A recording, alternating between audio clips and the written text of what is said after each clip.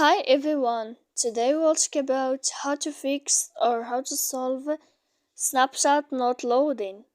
To know how to fix or how to solve Snapchat not loading, you should just go to settings.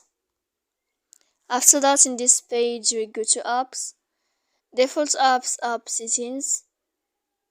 When you'll find this list, you will search about Snapchat and you will enter. Then in this list of app info, you will click on force stop and we click OK.